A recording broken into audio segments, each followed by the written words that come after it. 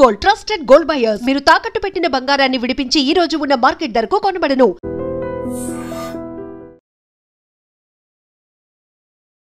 నమస్కారం, welcome to I dream. ధర్మ మార్గం విత్ విజిత కార్యక్రమానికి స్వాగతం.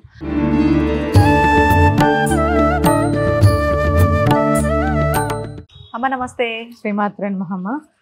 అమ్మ, వినాయకుడి నిమజ్జనం విషయానికి వచ్చేసరికి చాలా మందిలో ఎవ్రీ ఇయర్ చేస్తున్నప్పటికీ మళ్ళీ ప్రతి సంవత్సరం కొత్తగానే ఉంటుందమ్మా, ఏదో ఒక సందేహం ఉంటూనే ఉంటుంది. ఇంట్లో పెట్టుకున్న వాళ్ళు అయితే ఒక నిద్ర అయిన తర్వాత మరుసటి రోజు తీయాలా, కొంతమందిని చూస్తుంటాం పొద్దునంతా పూజ చేసుకుని సాయంత్రం తీసుకెళ్లి పెద్ద గణేష్ దగ్గర మండపం దగ్గర పెట్టేసి వస్తూ ఉంటారు. అసలు అంత మాత్రం దానికి ఎందుకు పెట్టుకోవడం అనిపిస్తుంటుంది. కొంతమంది 3 days అని 5 days అని ఇలా ఉంచుతూ ఉంటారు. అసలు డేస్ వైజ్ గా మనం ఉంచాలా ఇంట్లో వినాయకుని పూజలు చేసుకోవాలా, రాత్రుల్లాగా మామూలుగానే నవరాత్రులు అని చెప్పి పూజిస్తూ ఉంటాం, మరి ఇలా చూసుకుంటే డేస్ లాగా మనం నిమజ్జనానికి తీసుకెళ్లకూడదేమో అనిపిస్తుంటుంది. ఇది ఒక క్వశ్చన్ మార్క్. ఇంకొక విషయం ఈ మధ్య నేను విన్నది ఏంటంటే అమ్మ, మనం ఏదైతే కామ్యం గురించి మొక్కుకొనైతే మనం ఈసారి వినాయకుని ఇంట్లో తెచ్చి పెట్టుకున్నామో ఆ కోరిక నెరవేరేదాకా వినాయకుని నవరాత్రులు అయిపోగానే ఒక క్లాత్ లో కట్టి ఇంట్లోనే ఒక పక్కకు పెట్టేసి ఆ కోరిక నెరవేరిన తర్వాతే నిమజ్జనం చేస్తా అని సంకల్పం చేసుకుంటారట. నేను ఈ మధ్యలో ఒక ఆవిడ ద్వారా విన్నా. ఇది ఎంతవరకు వాస్తవం, ఇలా చేయొచ్చు అంటారా?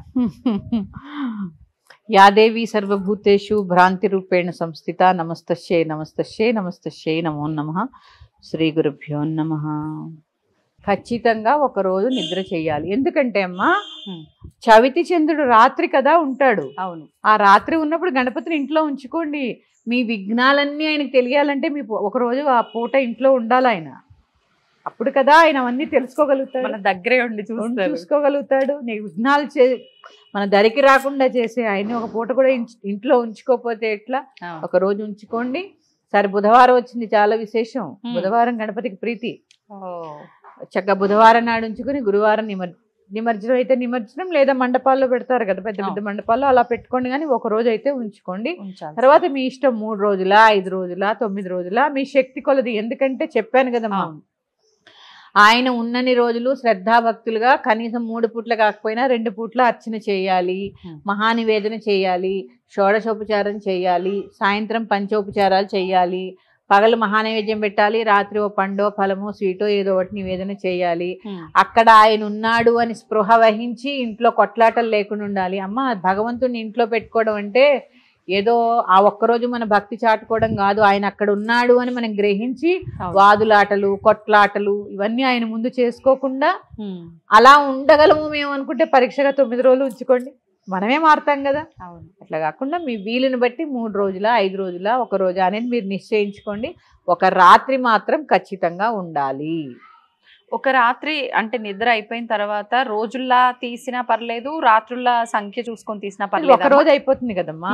2వ రోజు ఉదయం ఏం చేస్తారు? మహానివేదన పునః పూజ చేసి మహానివేదన చేసి ఉద్వాసం చెప్పేస్తారు. ఓకే, చాలు. 3 నిద్రలు చేశారు, 4వ రోజు చెప్తారు. 5వ నిద్రలు చేశారు, 6వ రోజు చేస్తారు. 9 అయ్యాక 10వ రోజు చేస్తారు. ఓకే ఓకే, ఇట్లా బేస్ సంఖ్యలో అలవాటు కదమ్మా.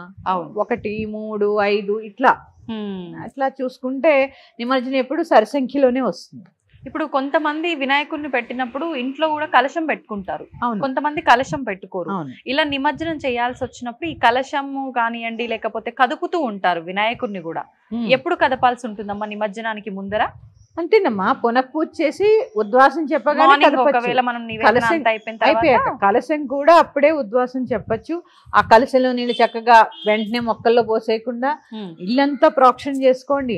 ఆ నీళ్ళల్లోకి వరుణదేవుడు ఆవాహన అయి ఉంటాడు కదా. ముందు గణపతి ఆవాహన అయి ఉంటాడు. చెంబులో ఎప్పుడు ఆవాహన గారు, కేవలము చెంబులో ఎవరుంటారు అంటే వరుణదేవుడు ఉంటాడు. నదీ జలాలు ఉంటాయి. ఇల్లంతా ప్రోక్షణ చేసుకోండి. కొద్దిగా తీర్థం కింద పుచ్చుకున్నా బెంగలేదు. అలా కలశాన్ని కూడా ఆ రోజు ఉద్వాసం చెప్పచ్చు. కలశం కూడా ఆనవాయితీ ఉన్న వాళ్ళు పెట్టుకోండి, అక్కర్లేని వాళ్ళు అవసరం లేదు. అంటే ప్రతి సంవత్సరం వాళ్ళ కుటుంబం అంతా ఎలా పెట్టుకునే అలవాటు ఉంటే పెట్టుకోండి, లేదా అవసరం లేదు. అమ్మ, మరి ఈసారి మనకు 27న వినాయక చవితి ప్రారంభం అయితే 7వ తారీఖున మనకు చంద్రగ్రహణం వచ్చింది అని చెప్పి అంటున్నారు. కాబట్టి కొంతమంది 11 రోజులు 13 రోజులు 21 రోజులు వరకు పూజలు చేసే వాళ్ళు కూడా ఉంటారు. మరి మామూలుగా ఆలయాల్లోనే అంతా శుద్ధి చేస్తారు, గ్రహణం వచ్చి వెళ్ళిపోయిన తర్వాత. అవును. మరి అలాంటప్పుడు మండపాల్లో వినాయకుడిని ఉంచి తర్వాత కూడా ఆరాధనలు చేయటం అనేది కరెక్టేనా? ముందరే నిమజ్జనం చేస్తే బాగుంటుందా? ముందే చెయ్యాలి. ఎందుకంటే గ్రహణ సమయంలో వినాయకుల్ని ఉంచడానికి లేదు. గ్రహణం ముందే ఖచ్చితంగా నిమజ్జనం చేయాలి. గ్రహణం అయిపోయిన తర్వాత మరుసటి రోజు గ్రహణ శూల. అందుకని ఇవన్నీ కుదరని పని కాబట్టి ముందే నిమజ్జనం చేసేయడానికి ప్రయత్నం చేయండి. ఓకే, అంటే 9 రోజులకి నిమజ్జనం చేసేయండి. గ్రహణం రోజున ఎలా ఉంచుతారమ్మా? 9 రోజులు పూజలు అందుకున్న దేవుడు కాబట్టి ఆయన అట్లా నిమజ్జనం చేసేయండి. గ్రహణం ముందే చెయ్యాలమ్మా. గ్రహణం అయిపోయేదాకా ఉంచకూడదు. మంచిది కూడా కాదు. ఓకే అమ్మ, ఇప్పుడు ఇందాక నేను ఒక క్వశ్చన్ అడిగాను. ఏదైనా కోరిక ప్రకారంగా మనం గనక ఇంట్లో గణపయ్యను పెట్టుకుంటే ఆరాధన చేసిన అనంతరం ఈ నవరాత్రులు అయిపోగానే ఆ కోరిక నెరవేరేంత వరకు కూడా కొంతమంది నిమజ్జనం చేయకుండా ఇంట్లోనే అలా పక్కన పెట్టేసి ఉంచుతారు అని చెప్పి, ఇది ఎంతవరకు నిజమంటారు? నేను ఒప్పుకోనమ్మా దీన్ని. ఎందుకంటే మీరు ఆ గణపతిని తెచ్చింది వినాయక చవితి చేసుకోవడానికి మాత్రమే. మీ కోరికలు ఉంటే చెప్పుకోండి. ఆయన్ని ఖచ్చితంగా మన శాస్త్రం ప్రకారము 1 నుంచి 9 రోజుల్లోపు మీ వీలుని బట్టి పూజ చేసుకుని ఖచ్చితంగా నిమజ్జనం చేయవలసిందే. మీకు నిజంగా కోరిక ఉంది, తీర్చాలి, కట్టుకోవాలి అంటే క్షిప్ర గణపతి పూజ ఉంది, సంకటహర చతుర్థి పూజ ఉంది. ఇన్ని గణపతి పూజలు ఉండగా వినాయక చవితి రోజు తెచ్చిన గణపతిని ఎందుకు ఉంచుకోవాలి? 9 రోజులకు మించి, ఎందుకంటే నవరాత్రులమ్మా, మనం పాటించాలా వద్దా ధర్మాన్ని? నవరాత్రుల వరకే ఉంచుకోవాలి, తర్వాత ఖచ్చితంగా నిమజ్జనం చేయాలి. పైగా అసలు పూజలు అందుకున్న గణపతిని ఒక వస్త్రంలో మూట కట్టేసి ఎలా పెడతారండి? చాలా తప్పది. ఆయనకి మనం అనుకుంటున్నాం ఆయన మరి కళ్ళు కాళ్ళు చేతులు ఎందుకు పెడతారమ్మా? అక్కడ ఉన్నాయనే కదా. ఉన్నాయని ఉన్నప్పుడు మీరు వస్త్రంలో మూట కట్టేసి ఎలా పెట్టేస్తారు? పూజలు చేసి ఆవాహన చేసి నివేదనలు చేసి ఇట్లాంటి విగ్రహాన్ని అది కట్టడం కూడా చాలా తప్పు. ముందు విగ్రహము 9 రోజుల వరకే మనకి అనుమతి. ఏది ఇప్పుడు తెచ్చుకున్నది భాద్రపద శుక్ల చవితి నాడు వ్రతానికి తెచ్చుకున్న గణపతి అంతవరకే మనకి అనుమతి. తర్వాత ఖచ్చితంగా నిమజ్జనం చేసి తీరవలసిందే. ఎప్పుడైనా గుర్తుపెట్టుకోండి, భక్తి ఉండాలి, మూఢభక్తి ఎప్పుడు ఉండకూడదు. పైగా ఏది ఎంతవరకు చేయాలో ఇదే చెప్తున్నానమ్మా, గృహస్థుకి ఎంత అవసరమో అంతే చేయాలి. ఏది పైగా ఇంకొకటమ్మా, ఎవరు ఇప్పుడు ఆచారాలు పాటిస్తున్నారు చెప్పండి? బహిష్టు దోషాలు, రజస్సుల దోషాలు, పైగా ఏమో ఇప్పుడు సూతకాలు వస్తే కూడా ఎవ్వరు కూర్చోవట్లేదమ్మా, మైల వస్తే కూడా కూర్చోవట్లేదు. ఇలాంటి పరిస్థితుల్లో ఆయన్ని అలా మూటగట్టి పెట్టడం అనేది ఎంతవరకు సమంజసం అనేది మీకు మీరుగా ఆలోచించుకోండి. ఒక విగ్రహాన్ని పెట్టాము, ఇక్కడ మేము విగ్రహం పెట్టామంటే 3 పూట్ల అర్చన నివేదన అన్ని చేస్తూ ఉంటాం. మీరు అలా చేస్తారా? లేదు. పూజ చేసి మట్టి విగ్రహాన్ని తెచ్చుకొని అలా ఉంచడం కరెక్ట్ కాదమ్మా. ఖచ్చితంగా నిమజ్జనం చేయాలి. అమ్మ, ఇప్పుడు మీరు అన్న తర్వాత నాకు ఒక డౌట్ వచ్చింది. ఇప్పుడు నిజంగా అంటే ఒక 5 రోజుల పాటు ఉంచుకోవాలి అని చెప్పి మనం అంతా కూడా చేసుకున్నాం, కానీ అనుకోకుండా ముందే మనకి ఇలాంటి ఆటంకం ఏదైనా ఎదురైనప్పుడు ఆడవారికి అప్పుడు ఏంటమ్మా పరిస్థితి? అంటే ఖచ్చితంగా మనం అనుకున్న 5 రోజుల వరకు ఉంచి ఇంట్లో మగవారు కానీ పిల్లలు కానీ పూజ చేయొచ్చా?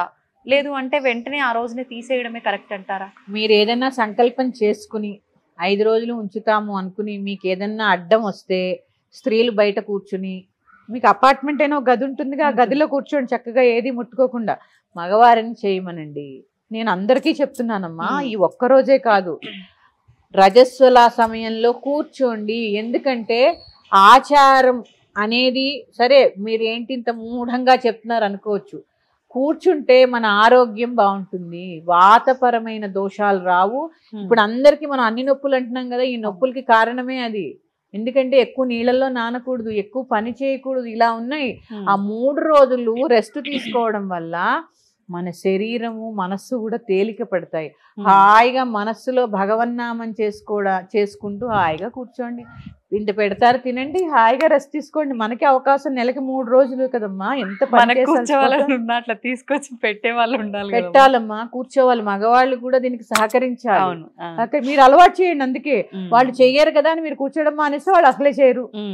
అందుకని ఇదేదో చాదస్తంగా చెప్తున్నది కాదమ్మా. మనం అనుకుంటున్నాం ఎప్పుడు చూడండి నొప్పులుగా ఉంటుంది, నిస్సత్తువుగా ఉంటుంది. ఇలాంటి వాళ్ళందరూ మీరు కొన్ని నెలల పాటు ఈ రజస్సుల నియమాలు పాటించండి, తర్వాత మీరు చూడండి. నేను ఎక్స్పీరియన్స్ తో చెప్తున్నానమ్మా. ఈ వాతపరమైన దోషాలు, వాతపరమైన నొప్పులు స్త్రీలకు ఉండవు. చాలా తడపకూడదు రేషులా నియమాల్లో. కొన్ని అంటే శరీరం పచ్చిగా ఉంటుందమ్మా, ముద్ద ముద్దగా ఉంటుంది శరీరం, ఇక్కడ ముట్టుకున్నా ఎంత బాధగా ఉంటుంది మనకి. ఇలాంటి సమయాల్లో అందరూ చక్కగా రెస్ట్ తీసుకోండి. మన ధర్మాన్ని కాపాడిన వాళ్ళం అవుతాం, మనకి రెస్ట్ కూడా దొరుకుతుంది. అమ్మ ఇప్పుడు గణపయ్యని నిమజ్జనం చేసేటప్పుడు చాలా మంది వస్త్రం వేస్తూ ఉంటారు, ఒత్తిపత్తి అని చెప్పి కాటన్ తో చేసింది, దాంతో పాటే వేయాలా? ఈ 5 రోజులు కూడా పూజ చేసిన మాలలు అవన్నీ కూడా అలాగే నిమజ్జనం చెయ్యాలా, లేదంటే అన్ని తీసి ఒక కవర్ లో వేసి పత్రి ఆకులు అలములతో పాటు తీసుకెళ్లి వదిలేయాలా? ఈ సందేహం ఉందమ్మా చాలా మందిలో. ఇప్పుడు నేను చెప్పానమ్మా, మనకి చెరువులు నదులే తక్కువ ఇక్కడ మనకి హైదరాబాద్ లో, కాదా? అయితే హుస్సేన్ సాగర్, అది హుస్సేన్ సాగర్ ట్యాంక్ బండ్, లేదంటే మనకి ఎక్కడ ఈ షామీర్పేట్ చెరువు, ఇట్లా కొన్ని కదా, సఫిల్గూడ చెరువు, ఇలాగే ఉన్నాయి. ఉన్నప్పుడు ఆల్రెడీ మనం మట్టితో చేసిన విగ్రహాలు కాకుండా ప్లాస్టర్ ఆఫ్ ప్యారిస్, అదొక పర్యావరణానికి ఇబ్బంది, కలుషితమేగా.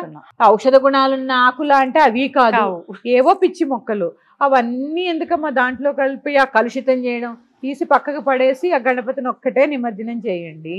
పైగా ఇంకా తెలుసా అమ్మా, ఒకటి కట్టి ఒక చెరువులాగా ఏర్పాటు చేసి అందులో నిమజ్జనం చేసేస్తున్నారు. వాళ్ళు కూడా ఏం చేస్తారో మా నీళ్లు కలుషితం అయిపోతున్నాయి. అందుకని మనం పర్యావరణాన్ని పాటించాలి. ఎందుకంటే గణపతి ప్రకృతి సంబంధమైన దేవుడు. ఎందుకంటే చూడండి, మట్టి, ఆకులు, పువ్వులు, పళ్ళు, ఇలా చూసుకుంటే అన్ని ప్రకృతి నుంచి వచ్చేవి. ఆ ప్రకృతి మనకి ఏ సందేశం ఇస్తుంది? దాన్ని కాపాడమని సందేశం ఇస్తుంది. అందుకని ఎందుకంటే చూడండి, సీతాకు కొన్ని రకాల పక్షులు వచ్చి వెళతాడు, ఈ వాన వస్తుందని ప్రకృతి సందేశం ఇస్తూ ఉంటుంది కదా. ఇలా ప్రకృతిని కాపాడేటటువంటి బాధ్యత మనకు ఉందా లేదా? ఉందమ్మా, ఎందుకంటే భక్తితో పాటు అవేర్నెస్ ఉండాలి. అవేర్నెస్ లేకపోతే ఎలాగా? భక్తి ఉండాలి, అవేర్నెస్ ఉండాలి, లేకపోతే మన సమాజాన్ని మనమే పాడు చేసుకునే వాళ్ళు అవుతాం.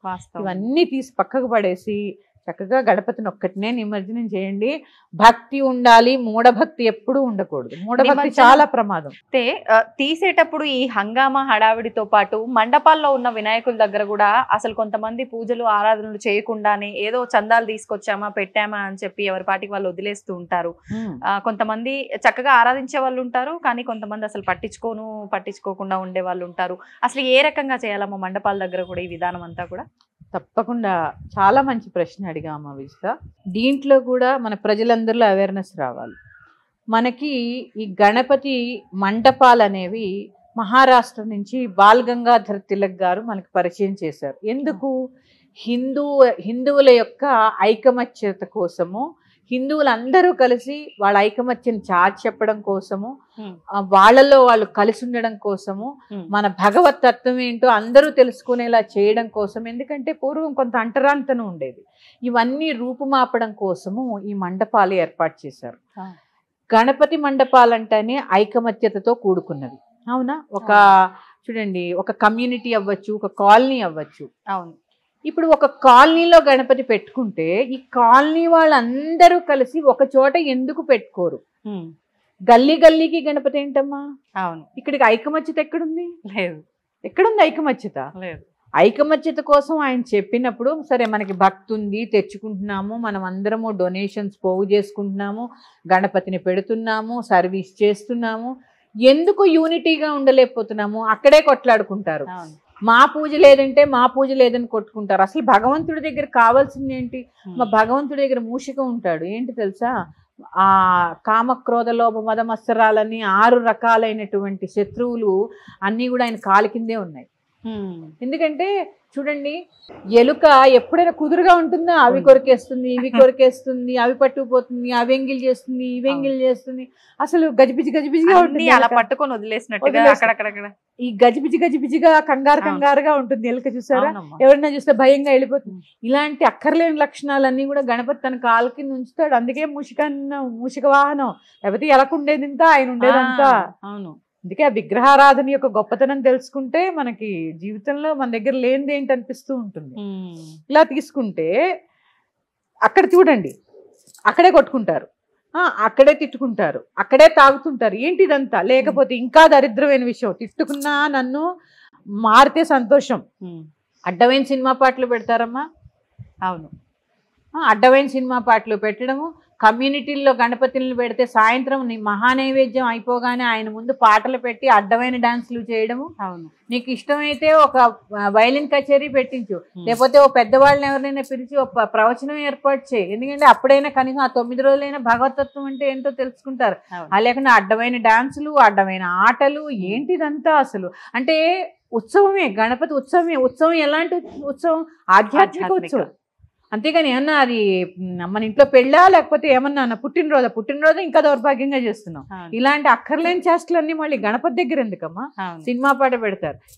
ఇంకా అసలు తల్లిదండ్రులు ఒకసారి ఆలోచించండి. మీరు సినిమా పాట పెట్టి చిన్న పిల్లల చేత మీరు పనికిమాలిన నృత్యాలు చేయిస్తున్నారు. వాళ్ళ మెదడులో ఏం నాటాలని గణపతి నవరాత్రులు అంటే? రాను రాను ఈ విధానం అంతా మారి. అంతే కదా. ఇప్పుడు మేము ఉన్నామమ్మా, మా నెక్స్ట్ జనరేషన్ మీరు. మా పూర్వీకులు మాకు చెప్పినవి ఎంతో కొంత మేము పాటిస్తున్నాము. మేము కొంత పాటించినవి మీ జనరేషన్ పాటిస్తున్నారు. మీ జనరేషన్ నుంచి ఇప్పుడు పిల్లలు మీరు ఏ సాంప్రదాయాన్ని మన పిల్లలతో ముందుకు తీసుకెళ్లాలనుకుంటున్నారు? ఒక శ్లోకం నేర్పరు, ఒక పూజ నేర్పరు, సరే ఏది వద్దు, ఒక గుడికి వెళ్ళడం నేర్పరు. ఇవన్నీ పోని కుదరకపోవచ్చు. ఇప్పుడు సరే కుదరలేదని అనుకుందాం. ఆ 9 రోజులు నవరాత్రులు చేస్తారు అపార్ట్మెంట్ కింద. ఎందుకు పిచ్చి గంతులేసి వాళ్ళని ఎగరని చాలా బాగా చేస్తావు, చాలా బాగా. ఏంటి ఆ పాటలు ఏంటి, ఆ అర్థాలు ఏంటి అంటే? గణపతి నవరాత్రులు అంటే సాయంత్రం అయ్యేసరికి నైవేద్యాలు వండుకొని కిందకి దిగాలి, పూజ అయిపోగానే మీటింగ్ పెట్టుకోవాలి, ఎంజాయ్ చేయాలి, పనికి మాలిన సినిమా పాటలు డీజేలు పెట్టుకుని ఎగరాలా? ఇదా ఆధ్యాత్మికత? ఇదా గణపతి నవరాత్రులు ఉన్నది? ఎందుక? అవేర్నెస్ తెచ్చుకోండి అమ్మా, అవేర్నెస్ తెచ్చుకోండి. స్త్రీకి చాలా బాధ్యత. నైవేద్యాలు ఎంత శ్రద్ధగా వండుతారమ్మా నిజంగా గణపతి నవరాత్రుల్లో. చక్కగా అందరికీ కావాలని ఒక తల్లి అన్నపూర్ణలాగా ప్రసాదం చేసుకుని కిందకి వెళుతుంది. అదే అన్నపూర్ణ ఎంత సరస్వతీదేవిలాగా. ఎందుకంటే విద్యలన్నిటికీ మూలం గణపతి. ఐశ్వర్యాన్ని ఇస్తాడు గణపతి. గణపతి యొక్క గొప్పతనం చెప్పని. గణపతికి తొండం ఎందుకుంది, చెవులు ఎందుకు పెద్దగా ఉన్నాయి, కళ్ళు ఎందుకు సూక్ష్మంగా ఉన్నాయి, ఇవన్నీ అంటే చూస్తున్నాం కాబట్టి చాలా బాధగా ఉంటుందమ్మా.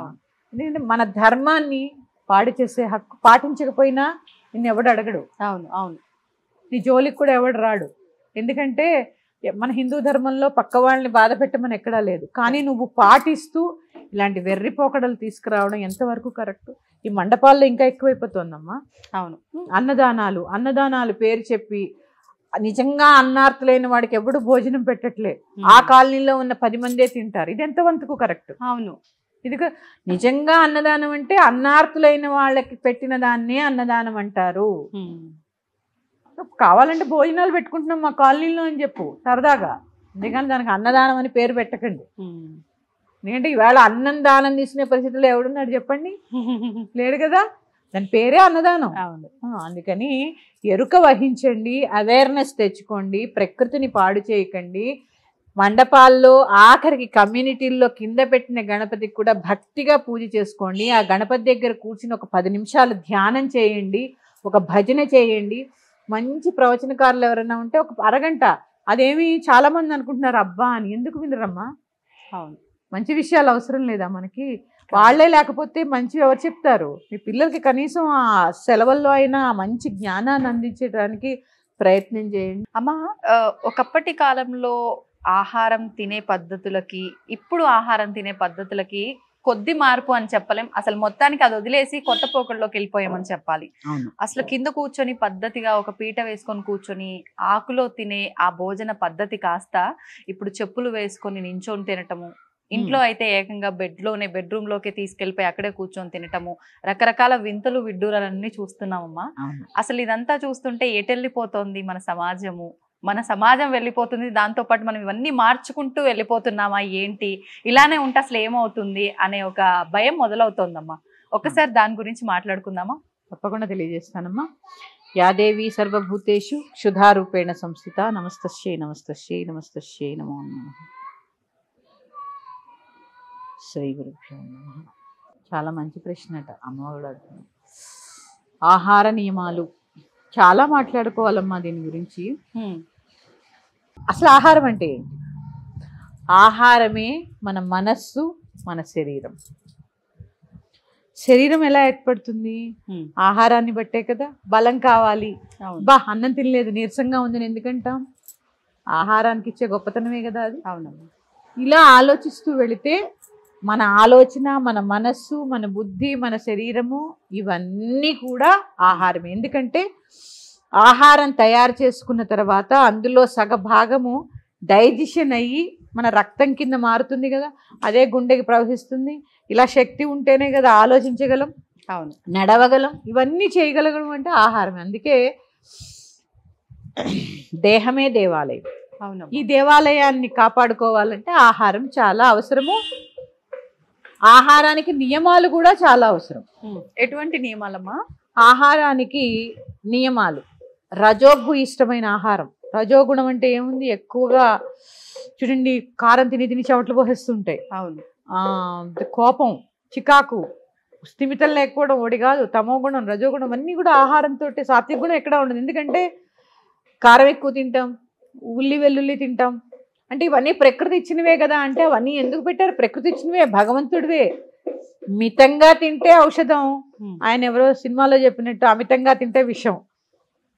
ఇది మనం కొన్ని మనకి స్ఫురించవు కాబట్టి గుర్తుపెట్టుకోవాలి. నేను ఎప్పుడో చాలా సంవత్సరాల క్రితం చూశాను చంద్రముఖి అని సినిమా, రజనీకాంత్ గారిది. ఆయన అందులో చెప్తారు, ఆహారం మితంగా తింటే మందు, అమితంగా తింటే విషం. ఇప్పుడు అమితంగానే తింటున్నాం కదా, కారం ఎక్కువ, పులుపు ఎక్కువ, మసాలాలు ఎక్కువ, మరి శరీరంలో వ్యర్థాలు పేరుకుపోయి రోగాలు రాకేమవుతాయి. తర్వాత ఆహారాన్ని వండినట్లు కరువు వాచిపోయినట్టు తిండికి 3 పూట్ల తింటాంగా. పొద్దున్న టిఫిన్ తింటాం, మధ్యాహ్నం తింటాం, పళ్ళెల్లో పెట్టుకుని ఇట్లా తినేస్తుంటాం. నువ్వు భగవంతుడికి అది నివేదన చేస్తేనే కదమ్మా ప్రసాదం కింద మారేది. ఎప్పుడైతే ప్రసాదం కింద భావించి తింటావో దాని యందు విలువ పెరుగుతుంది. అరే ప్రసాదం కింద పడిపోతుంది, ప్రసాదం పాడేయకూడదు అనే భావన వస్తుందా లేదా? పైగా ఇంత మనకి ఆహారాన్ని ఇచ్చిన భగవంతుడికి ఆయనే ఇచ్చాడు, ఆయనకే ఎందుకు పెట్టాలంటే నీకు కృతజ్ఞత లేదా?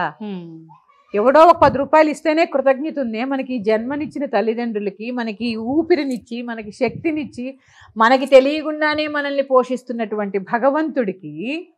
ఎందుకంటే పంటలు ఎలా పండుతాయి తెలుసా అమ్మ? చంద్రుడి ద్వారా. మొక్కలు, ఔషధ గుణాలున్న మొక్కలు, పంట, ఇవంతా సూర్యచంద్రుల ద్వారానే కదా. ఇవన్నీ చూసుకుంటే భగవంతుడే కదా. ఇవన్నీ ఇస్తున్న భగవంతుడికి మనం కృతజ్ఞత తెలుపుకోవాలా వద్దా? ఖచ్చితంగా తెలుపుకోవాలి. కాబట్టి వండిన అన్నాన్ని పశువులు ఏం చేస్తాయి, గడ్డి పడైగానే మేసేసి పడుకుని సేదతీరి తిన్నవి మళ్ళీ నెమరేస్తూ ఉంటాయి. అంత దౌర్భాగ్యస్తు. అంటే పశు ప్రవృత్తిని మనం మనుషులమై ఉండి కూడా పశు ప్రవృత్తిని దాన్ని ఏమంటారు గుర్తు చేసుకుని అదే తింటాం. నెమరు వేయడం కూడా నేను చెప్తాను.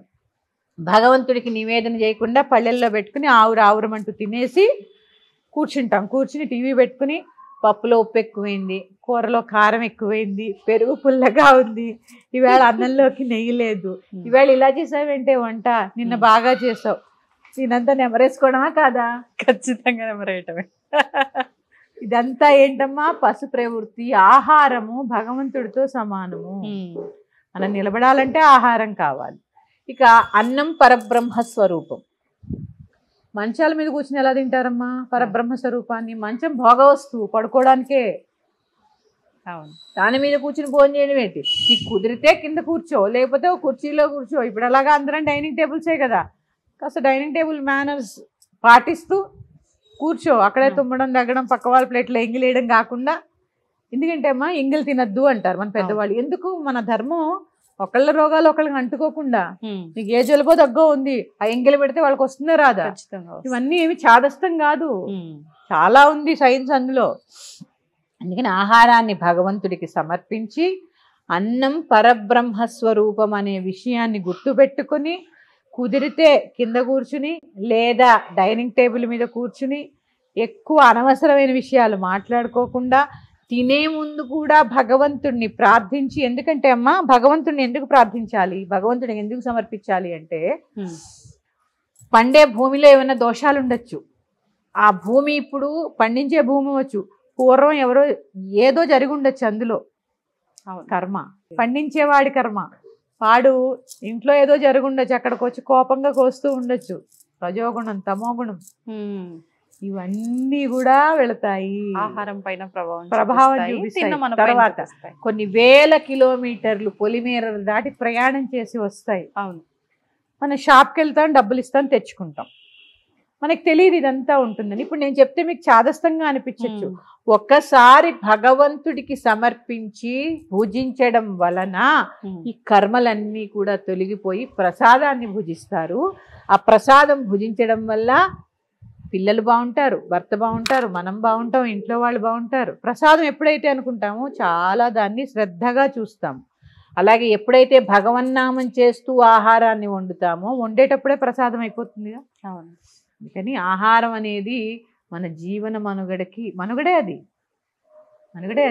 ఆహారమే మన మనస్సు, మన బుద్ధి, మన శరీరం. ఇది గ్రహించి ప్రతి ఒక్క గృహిణి ఇంట్లో అన్నం వండేటప్పుడు ఖచ్చితంగా ఒక భగవన్నామం చేయడం. అంటే నా జీవితం ఇంతే, నేను ఇంతే, మా ఆయన చీరగం లేదు, మా అత్తగారు ఇలా అంది, మా పక్కింటి వాళ్ళు ఇలా అన్నారు, ఇవన్నీ అనవసరమైన విషయాలు. అవేమీ మారవు మీరు తలుచుకోవడం వల్ల.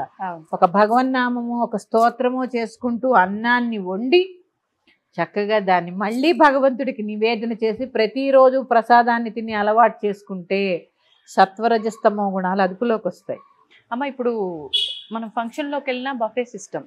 ఇంతకుముందు కూర్చోబెట్టి అరిటాకు వేసో లేకపోతే మామూలుగా విస్తార వేసో వడ్డించేవాళ్ళు. చెప్పులు వేసుకొని నించోనే తింటున్నాం, తిరుగుతూ అంతా. మళ్ళీ ఇప్పుడు అన్నపూర్ణాదేవి, ధాన్యలక్ష్మి, సాక్షాత్తు అన్నం అంటేనే ఆ అమ్మవారిని మన చేతిలో తీసుకొని మనం భుజిస్తూనే అమ్మవారు ప్రసాదించిన ఆహారాన్ని, అంటే ఒక రకంగా చెప్పులు వేసుకొని ఇలా చేస్తున్నామంటే అమ్మవారిని అవమానించినట్టే అవుతుంది కదా. చెప్పులు వేసుకుని భోజనం చేయడం అనేది హర్షించదగ్గ విషయం అయితే కాదమ్మా. అసలు ఇంట్లోనే, మన ఇల్లే కదమ్మా మనకి దేవాలయం, ఇంట్లో చెప్పులు వేసుకోవడమే చాలా తప్పు. అసలు ఎందుకు వేసుకోవాలి? నీ కాళ్ళకి ఏదైనా వ్యాధులు ఉండి నడవలేకపోతే అది వేరే సంగతి. ఏదో లేదా డెలివరీ అయింది బాలింతరాలు వేసుకుందంటే అది వేరే సంగతి. ఏదో చల్లదనం రాకూడదని ఏదో వేసుకున్నారు. నువ్వు ఇంట్లో నీ కాళ్ళు చేతులు అన్నీ సరిగ్గా ఉండి నీ ఇల్లే దేవాలయం అన్నప్పుడు నువ్వు చెప్పులు వేసుకుని తిరగడం ఏంటి? అదొకటి మానండి అందరూ. ఆ వేసుకుని తిరగడమే కాకుండా చెప్పులు వేసుకుని భోజనం చేయడం ఏంటమ్మా? తపా తపా తపా శబ్దం చేసుకుంటూ. ఇది కొన్ని లేని పాశ్చాత్య పోకళ్ళే కదమ్మా ఇవన్నీ.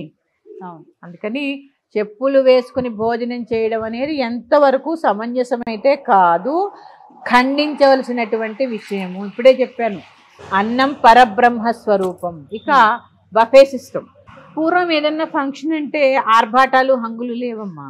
చాలా సింపుల్గా ఉండేది. ఒక 100 మందో 200 మందో ఎంతమంది వచ్చినా బంక్తి భోజనం ఉండేది. ఎందుకు అంటే ఆహార పదార్థాలు ఎంత ఉండాలో లిమిటెడ్గా అంతే ఉండేది, ఎక్కడ వేస్టేజ్ ఉండేది కాదు.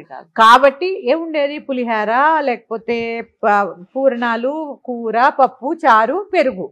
పెళ్ళైతే ఇంకో బజ్జీయో ఏదో ఎక్స్ట్రా, అంతే తప్ప ఇన్ని వేల వెరైటీలు ఉన్నప్పుడు వడ్డను కూడా ఎలా చేస్తారమ్మా?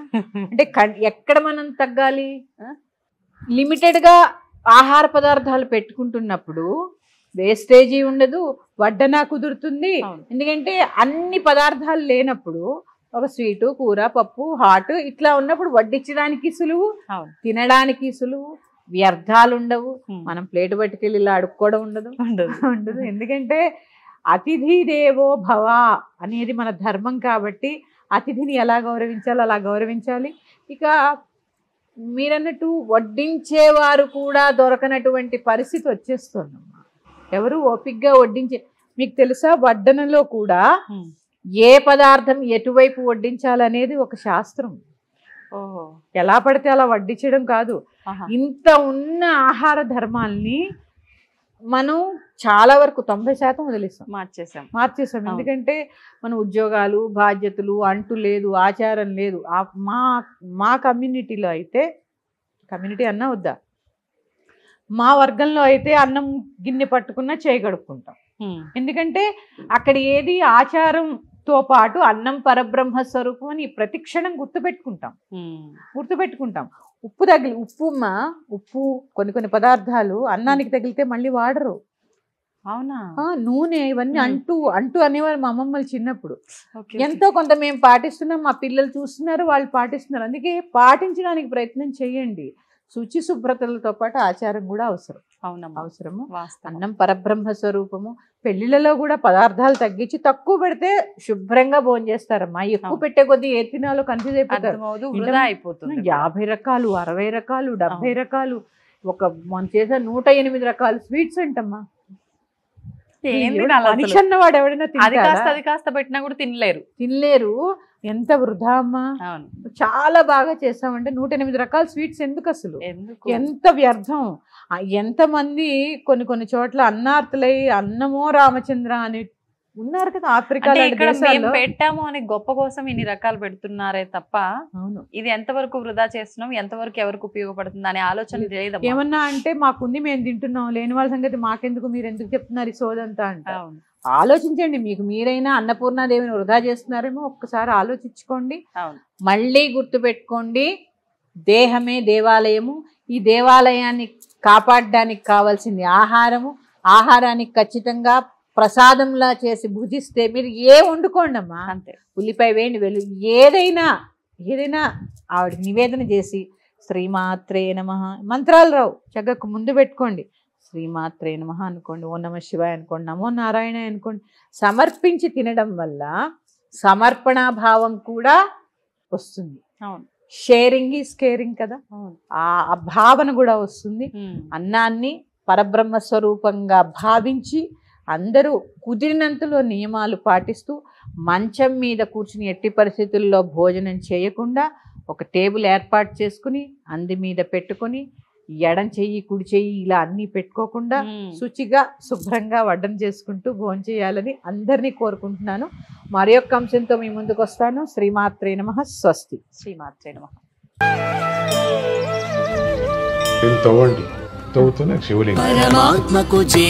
సరే దాన్ని అట్లా కప్పేసేయండి, చూపించదండి. Krishna is there. మూర్తి పూజ కాదు, సాక్షాత్ బ్రజేంద్ర నందన భగవాన్ ఉన్నారు మూర్తిలో. ఏమీ ఆశించకుండా ఆరాధించే వాళ్ళు కూడా ఉన్నారా ప్రభుజీ? నిజమైన భక్తి అంటే మనకు తెలియదు కాబట్టి